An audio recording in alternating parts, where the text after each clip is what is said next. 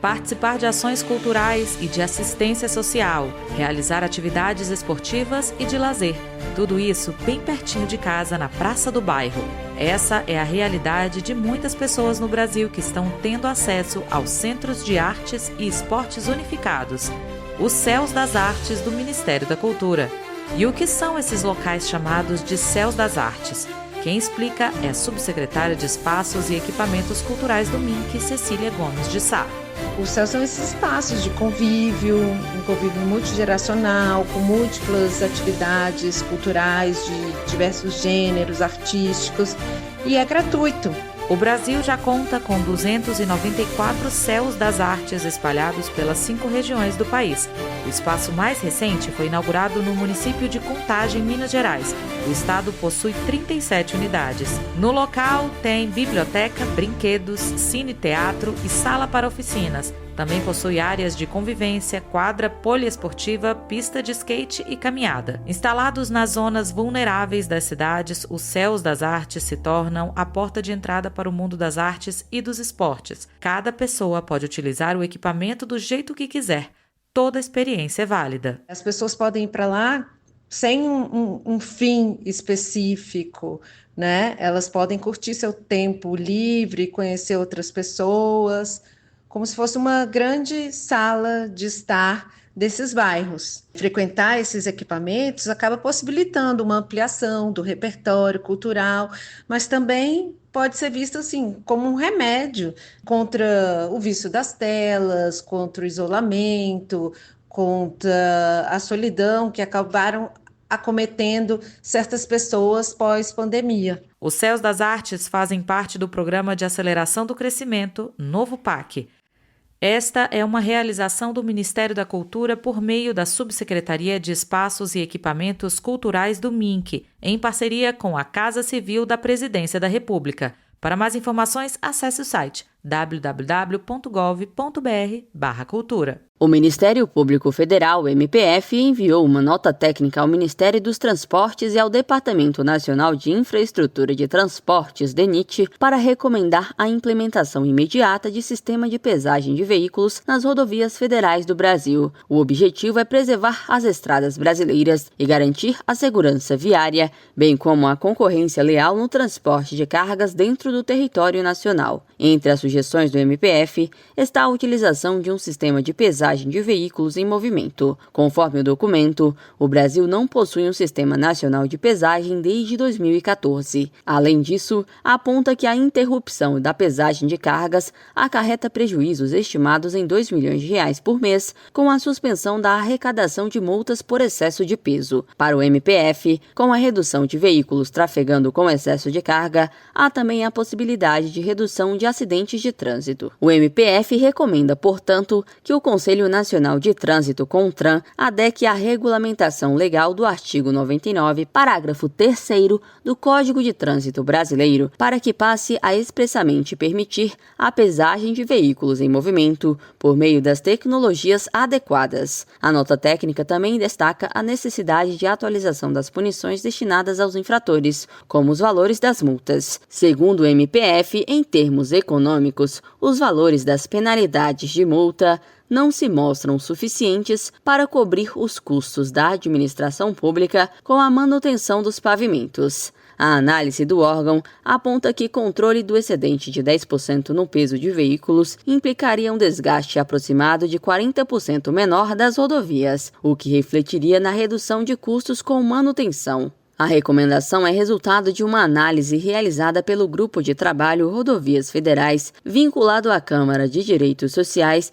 e Fiscalização de Atos Administrativos do MPF, sobre os impactos do excesso de peso em veículos de carga nas rodovias brasileiras. O documento aponta causas e soluções para amenizar o problema. Reportagem Bianca Mingotti. Juros médios cobrados pelos bancos chegam a mais de 40% em janeiro. No primeiro mês do ano, a alta foi de 1,6 ponto percentual e de 4,6% em 12 meses. Os dados são das estatísticas monetárias e de crédito do Banco Central. Em janeiro, o aumento foi de 42,3% nos juros médios cobrados pelos bancos. No caso das empresas, nas novas contratações de crédito, o custo médio chegou a 24,2% ao ano, um aumento de 2,5%. Quanto às famílias, o custo médio do crédito chegou a quase 54% ao ano. De acordo com o Banco Central, o aumento nos juros para as famílias teve impacto da alta das taxas de crédito pessoal não consignado, vinculado à composição das dívidas e de financiamento para a compra de veículos. Segundo a instituição, a alta no custo médio para as empresas foi motivada pelos juros do cartão de crédito rotativo e capital de giro. Da Rádio 2, Fabiola Altran.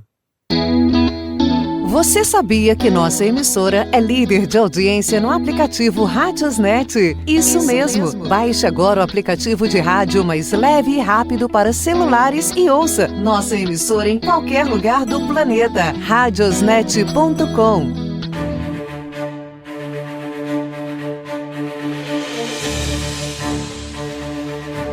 Até fevereiro de 2026, cerca de 6,4 milhões de famílias, entre beneficiárias e não beneficiárias do programa Bolsa Família, do benefício de prestação continuada e da tarifa social de energia elétrica, devem atualizar seus dados do Cadastro Único. A medida é baseada na publicação da Lei nº 15.077 de 2024, que influenciou a Ação de Qualificação Cadastral 2025. Além disso, a ação também é destinada aos cadastros com prazo de atualização mais aproximado aos estabelecidos na lei. Com relação aos avisos de necessidade de atualização de dados, as mensagens estarão no ícone envelope no aplicativo do Cadastro Único no lado superior direito do aplicativo. Aqueles que recebem o Bolsa Família também serão comunicados nos aplicativos do programa e dos pagamentos, como o Caixa Tem. Mensagens também serão enviadas no extrato de pagamento do Bolsa Família. Ao serem avisadas, as famílias devem procurar o Centro de Referência de Assistência Social, CRAS, ou a Gestão Municipal do Cadastro Único para atualizar os dados cadastrais. Conforme o Ministério do Desenvolvimento e Assistência Social, Família e Combate à Fome,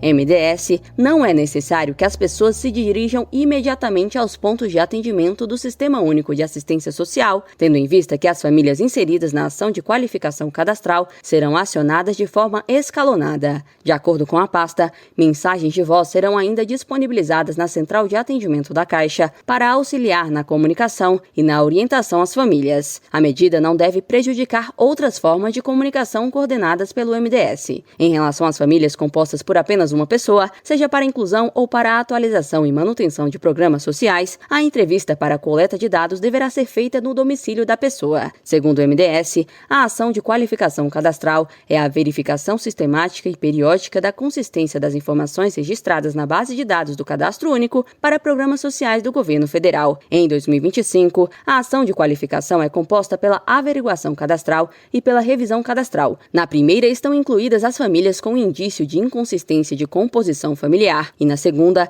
aquelas que precisam atualizar o cadastro. Em nota ao Brasil 61, o MDS afirmou que cabe aos municípios realizar os procedimentos de averiguação e revisão cadastral que compõem a ação de qualificação cadastral. Segundo a pasta, a medida segue o disposto nos normativos que regulam o Cadastro Único, como o Decreto número 11.016 de 2022 e a Portaria número 810 de 2022. O MDS destacou que os municípios podem realizar o procedimento acessando a lista de famílias que precisam ter seus registros atualizados e procedendo às novas entrevistas necessárias para efetuar a atualização, conforme cronograma e critérios publicados pelo MDS. Inclusive, desde 28 de fevereiro deste ano, os municípios já têm acesso às listagens de famílias ou à consulta aos dados por meio do Sistema de Gestão do Programa Bolsa Família. Conforme a nota do MDS ao Brasil 261, para realizar as medidas na ação de 2025, os gestores devem acessar a Instrução Normativa Conjunta número 1 de 26 de fevereiro deste ano. Os anexos detalham os públicos, os procedimentos operacionais, cronograma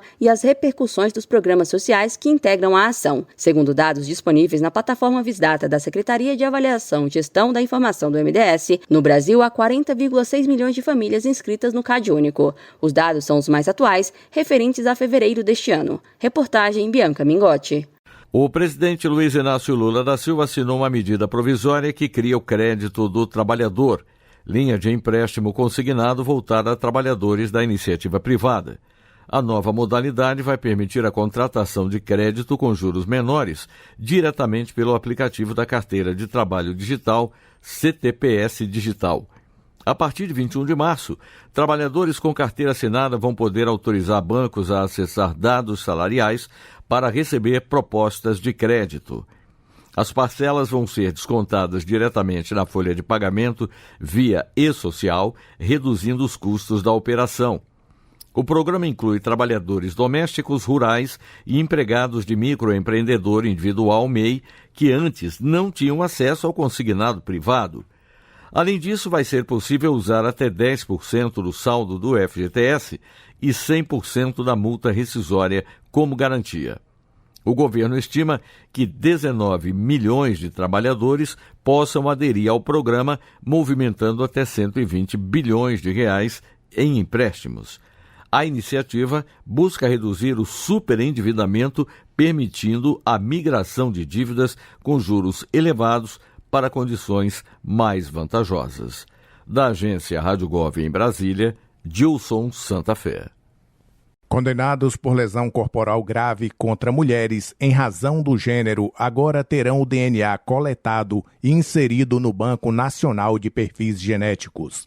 A medida foi aprovada pelo Comitê Gestor da Rede Integrada de Bancos de Perfis Genéticos e anunciada pelo Ministério da Justiça e Segurança Pública. O procedimento já era obrigatório para crimes como feminicídio, homicídio, estupro, roubo e terrorismo. O objetivo é fortalecer investigações, identificar reincidentes e até inocentar suspeitos injustamente. O material genético coletado pode ser comparado com vestígios de cenas de crimes para aumentar a precisão na responsabilização dos culpados. Da agência Rádio Gov em Brasília, Claudimário Carvalho. Reúna os amigos e a família e vá ao Bona Pizza. O funcionamento é de segunda a segunda até às 10 da noite. Localizado na praça de alimentação do Friburgo Shopping, o Bona Pizza oferece pizzas doces e salgadas, lanches rápidos, sucos e refrigerantes. Bona Pizza do Shopping da Praça. Telefone com WhatsApp 2523 3025. 2523 3025.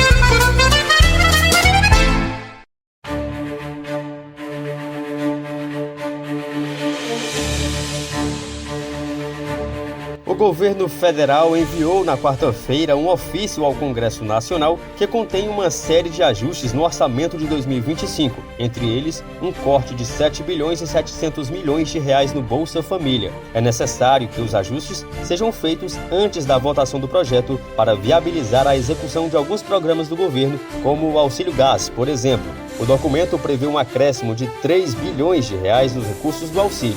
A peça orçamentária inicial reserva somente 600 milhões de reais para o programa, como destacou o relator do orçamento, senador Ângelo Coronel, do PSD da Bahia. Nós vamos alocar os 3 bilhões que é necessário para fazer frente ao pagamento do Vale Gás desse ano, 2025, porque só tem 600 milhões no orçamento.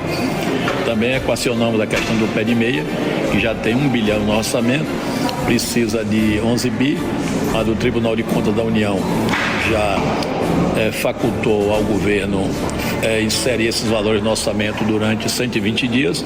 Então o governo irá mandar PLNs cada hora que for necessário para fazer frente ao pagamento do pé de meia. Em relação ao Bolsa Família, o relator disse que a previsão ocorre após ajustes contra fraudes no programa. Inicialmente, o governo previa gastos de 166 bilhões de reais. O documento, que até o fechamento dessa matéria ainda não havia sido protocolado oficialmente, foi destinado ao presidente do Congresso, Congresso, o senador Davi Alcolumbre, do União do Amapá, e ao presidente da Comissão Mista de Orçamento, o deputado Júlio Arcoverde, do PP do Piauí. O orçamento deveria ter sido votado no fim de 2024, mas um embate entre judiciário e legislativo em torno da liberação de emendas parlamentares travou a análise da proposta. Com informações do Senado Federal, reportagem Marquesan Araújo.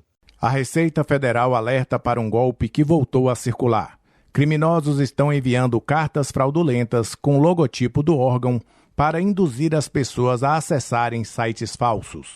O golpe se intensifica com a proximidade da entrega do imposto de renda. As falsas intimações pedem a regularização de dados cadastrais, mas o link indicado leva a páginas que roubam informações fiscais e bancárias.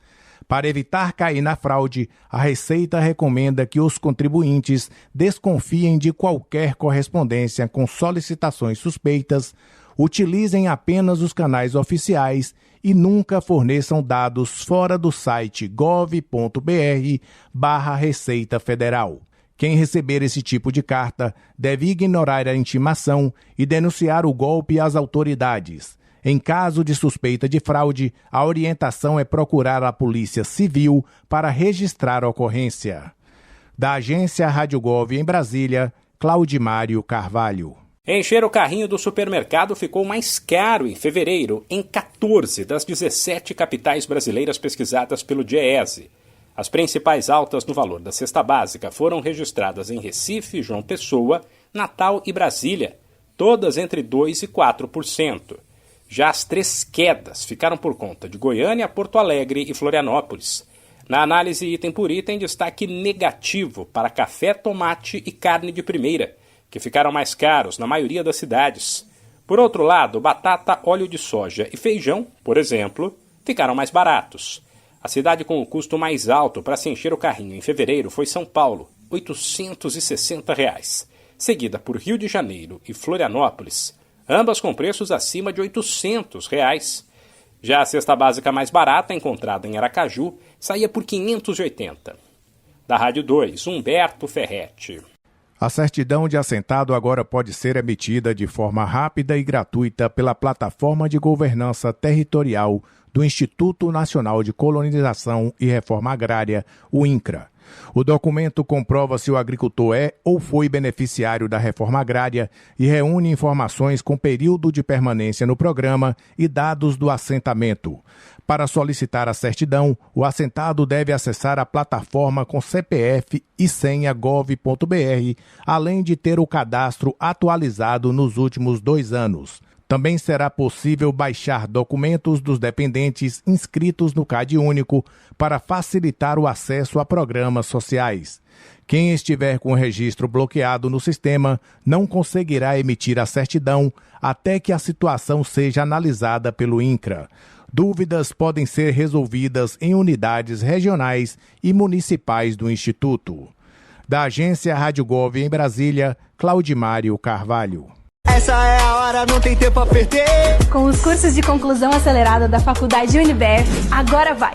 Graduação a partir de 1 ano e meio e pós-graduação a partir de 4 meses. São mais de 1.200 cursos de ensino à distância, para dar a virada que a sua carreira precisa. E o melhor, parcelas que cabem no seu bolso. UniBF é para quem não tem tempo a perder. Acelera, agora vai. Informação UniBF 22 99951 0907.